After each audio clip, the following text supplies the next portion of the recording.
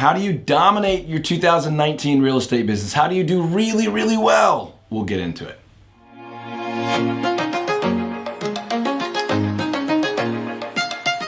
Hey folks, Todd Tramonte here with Todd Tramonte Home Selling Team, Market Experts, Realty, and Real Estate Growth Systems with another Q&A video for real estate agents in 2019. And I guess the question we want to answer this week is, how do I approach the business in 2019? How do I approach the real estate industry?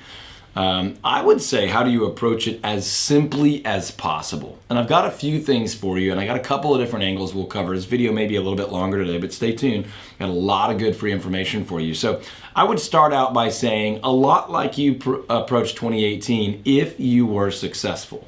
But what I mean by that is keep selling, keep prospecting, keep working, keep hustling. Don't make some crazy, wild shift in your business. Now, there are some things you probably want to do a little bit differently, as most markets across the country do experience some changes. Now, before we move forward, I want to say this. Every single year, every single market experiences some changes. It happens every time. Every market, every year experiences changes. Every market is always shifting. So don't freak out by all the news about the shifting market and every guru and every author telling you the shift is here.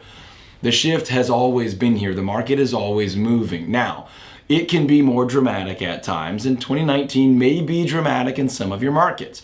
Many of us will experience a market in 2019 that feels and looks a lot like 2018, except for maybe the pace of things slows a bit. Most of us should not see any crazy dramatic downturn. Most of us should not even see significant movement from a seller's market all the way to a buyer's market. Most of us, if not many of us, will see a move from a dramatic seller's market to a decent seller's market, or even to a solid seller's market. Most of us won't probably even make it to a stable, balanced, middle of the road market by the end of 2019. Some of us are years away from that. Some of you may start to see some areas in your market start to feel sort of flat and stable. That doesn't mean flat value-wise. That means equal amounts of supply and demand. Just as many buyers as there are sellers, a buyer for every house, a seller for every buyer, reasonable negotiations back and forth. You're not going to see rampant prices rising. You're going to see a fair increase in home value. So that's what the market probably looks like. Now, we did create an entire booklet for our team around our strategy for 2019. Mostly what it says is be aware that we need to be careful on pricing. Sellers may expect home values to rise at the exact same pace as they did last time they bought or sold, which may have been 15, 16, 17, 14, 15, 16, 17. We need to be educating better. We need to be slightly more conservative with our sellers on their expectations of resale price. We're going to continue to sell homes way over the average sales price, and we want our sellers to know that, but we want to rein in their expectations and make sure they understand that the market as a whole is slowing down the rate of growth. In your area, it may be almost flat growth. It may be very little growth. It may still be rampant growth. But this year, just like any year, you need to be prepared to educate your sellers on what they should expect, what is accurate. You don't want to do a great job for a seller and have them view it as a decent or not so great job because they had unwise expectations. So that's one of the things that you want to do maybe a little differently this year than last year. On the buyer side, you want to be shouting from the rooftops right now that your buyers probably have a little bit more leverage than they've had in the last 10 years, maybe 7 or 8, depending on your market. Because for the first time, the media is piping in and the market is moving a little bit back towards sellers needing to be a little bit more reasonable with buyers. Well, that's a good thing, and we should be telling buyers that. It's time to come out from your hiding place. It's time to come out and buy.